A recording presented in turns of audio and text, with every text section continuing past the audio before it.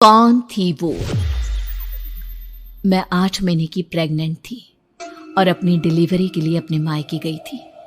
माँ ने मुझे फोन पर बताया, घर के पीछे की तरफ जो खाली जमीन थी ना, वहां पर एक नया कमरा बनवा लिया है। इतने सालों के बाद जैसे ही अपने घर में कदम रखा, कुछ अलग सा लगा।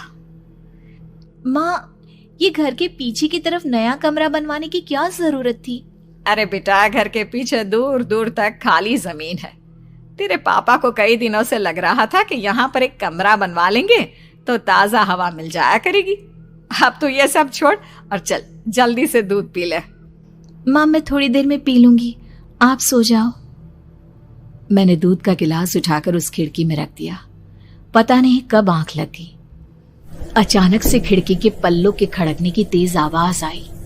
दूध का गिलास धड़ाम से जमीन पर आ गिरा। जमीन पर गिरते ही दूध का रंग लाल हो चुका था। मैंने खिड़की से झांक कर बाहर देखा। चारों तरफ धूप अंधेरा था। उस अंधेरे की तरफ से कुछ आवाजें आ रही थी, जैसे छोटे बच्चे आपस में खिलखिलाकर मस्ती कर रहे हो।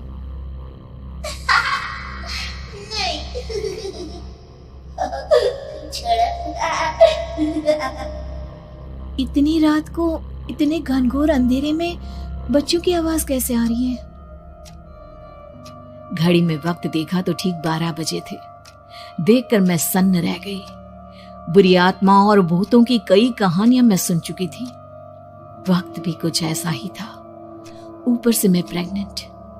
सुना था कि ऐसे वक्त में अक्सर बुरी आत्माएं औरतों का पीछा करती है, तो क्या मेरे पीछे भी? पसीने से तरबतर बड़ी मुश्किल से, जैसे कांपते हाथों से मैंने उस खिड़की को बंद किया। जल्दी से जल्दी उस कमरे से बाहर निकलकर माँ के पास जाने के बारे में सोचा, लेकिन जैसे ही दरवाजे की तरफ पलटी, लगा कोई साया हवा की स्पीड से दरवाजे के सामने से गुजर गया। मेरे गले में अटक कर रह गई। मैं जोर से चीख कर माँ को बुलाना चाहती थी, लेकिन वो आवाज खुद मेरे कानों तक नहीं पहुंच पा रही थी। तो माँ तक कैसे पहुंचती? खिड़की के पल्ले एक बार फिर तेज हवा के झोंके से धड़ाम करके खुल गया और पूरी ताकत से मैं चीख पड़ी। जानती थी मेरी चीख की आवाज सुनकर कुछ ही सेकंड में माँ वहां पहुंच जाएगी, लेकिन ऐसा कुछ हुआ ही नहीं। मेरा कलेजा डर के मारे फटा जा रहा था। आखिर माँ ने मेरी आवाज क्यों नहीं सुनी? इतनी गहरी नींद में तो माँ कभी नहीं सोती। ठीक पीछे खुली हुई वो खिड़की।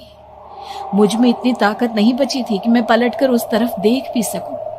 हवा का एक सनसनाता हुआ झोंका उसी वक्त मेरे कानों से आकर टकराया। लगा जैसे किसी ने दबी हुई आवाज में धीरे से मुझसे कहा, चली जाओ यहाँ से। मैंने दोनों हाथ अपने कानों पर रख लिए और एक बार फिर ताकत लगाकर जोर से चीखने की कोशिश की।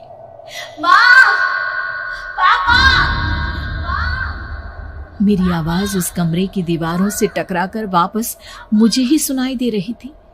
जितनी ताकत के साथ मैंने चीखने की कोशिश की थी, कुछ ही देर बाद उससे कहीं ज्यादा तेज और दर्दनाक चीख मुझे सुनाई देने लगी। कि आवाज ठीक मेरे पीछे खिड़की से आ रही थी। वो आवाज मेरे कानों में पिघलते हुए लोहे की तरह गिर रही थी। उन आवाजों में हैवानियत थी। वो आवाजें किसी इंसान की नहीं है, इतना मैं समझ चुकी थी। कांप रहे हाथों से मैंने अंधेरे में कुछ ढूंढने की कोशिश की। तभी अचानक मेरा हाथ बेड पर रखी टॉर्च पर पड़ा। किसी तरह ताकत लगाकर टॉर्च का बटन ऑन किया, लेकिन ये क्या? सामने दरवाजे पर 3 छोटी लड़कियां खड़ी हुई थी। उनके हाथ में स्टील के चमचमाते हुए चाकू थे। मैं घबराकर लड़खड़ाई और पीछे की तरफ हटी, लेकिन तब तक वो मेरे पास आ चुकी थी। उनकी गर्दन टेढ़ी थी और उनके हाथों के वो चाकू मेरे पेट को निशाना बनाने को तैयार।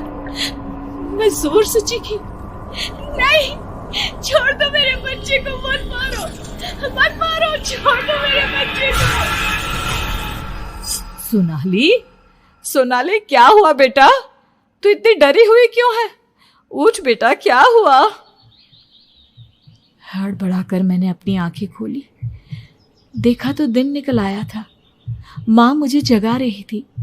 मेरा चेहरा पूरा पसीने से लथपथ था। क्या हुआ बेटा, तुमने कोई बुरा सपना देखा क्या? मैं अभी तक अपने पूरे होश में नहीं थी। वो मेरे बच्चे को मार देगी माँ।